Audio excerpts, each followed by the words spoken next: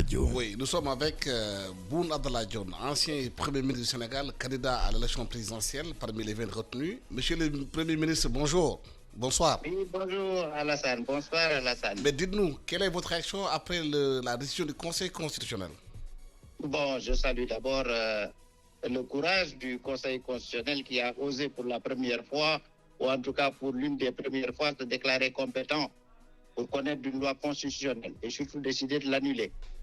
Il s'agit là d'une révolution juridique.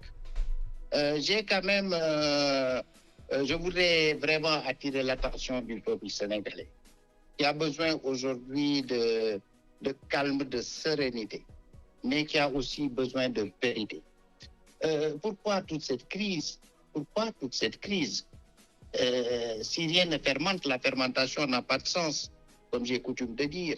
Cette crise est une conséquence. Elle a bien une cause. La cause, c'est que est-ce qu'on va accepter d'aller à un match, jouer un match de foot, où l'arbitre est supposé être corrompu? C'est ça la question. Et il faudrait que le peuple sénégalais soit informé sur cette question. Ce dont il s'agit, c'est des soupçons de conflit d'intérêts, de corruption qui auraient touché le juge électoral. Ça fausse les règles du jeu. Est-ce qu'on peut aller en élection sous ces conditions? Pour ma part, je dis non. On ne peut pas aller Moi, dans ces conditions à une élection. Oui. Où le juge constitutionnel est supposé être corrompu. Qu'est-ce qu'il faut faire? L'urgence aujourd'hui. Oui. L'urgence aujourd'hui. Et c'est ça, il faut que l'arbre cesse de cacher la forêt. Il faut que ceux qui ont porté ce combat, en tout cas au plan législatif, surtout qu'aujourd'hui, que le juge, le procureur se soit autosaisi. S'ils ont des éléments probants, ben, qu'ils les mettent à la disposition du peuple sénégalais.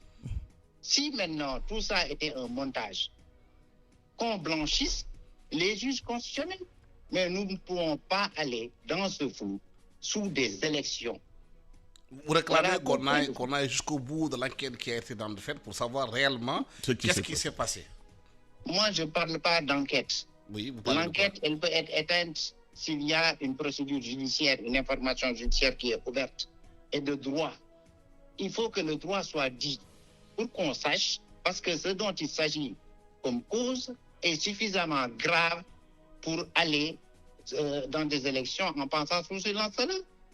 Sinon, un jour, qu'est-ce qui va se passer? Un milliardaire hyper corrupteur va sortir de partout du monde, venir acheter notre pays. Et on va l'accepter, ça? Donc vous pensez qu'on ne doit pas aller à une élection tant que cette question n'est pas élucidée? En tout cas, moi, personnellement, je ne suis pas prêt à aller à une élection. Comme je le disais, je ne suis pas prêt à aller à un match de foot, jouer une compétition où l'arbitre a déjà son parti pris et où l'arbitre est déjà corrompu. Et quelle est la conséquence que vous tirez de tout cela? Mais la conséquence, c'est qu'il faut terminer cette procédure judiciaire et il faut informer le peuple. Le peuple a besoin d'informations. Tout ce flou, toute cette crise est due à un manque d'informations.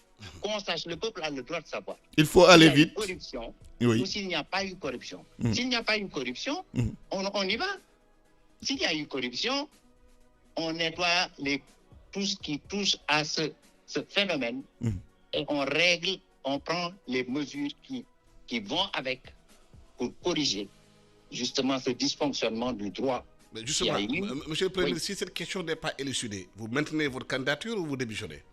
Mais moi, on n'en est pas encore là. Ah, c'est une question. C'est une question de cohérence par rapport à ce que vous venez de dire. On n'en est pas encore là. Mais si on en est là?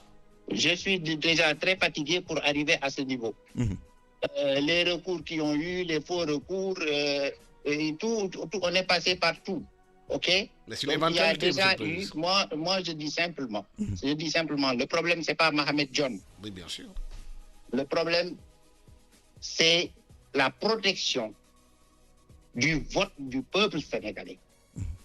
Il faut que ce vote soit intègre et que nul ne puisse altérer la sincérité de ce vote.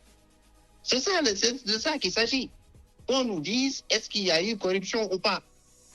S'il n'y a pas de corruption, moi j'applaudis des deux mains le Conseil constitutionnel. S'il y a eu corruption, qu'ils en tirent les conséquences. Et il faut aller vite pour élucider cette question. Pardon? Il faut aller vite pour élucider cette question de corruption supposée ou réelle. Moi, je pense que la super priorité du pays aujourd'hui doit être cela. On doit savoir où est-ce qu'on en est par rapport à ça. Le peuple a le droit de savoir si ces juges constitutionnels sont des corrompus ou non. C'est clair.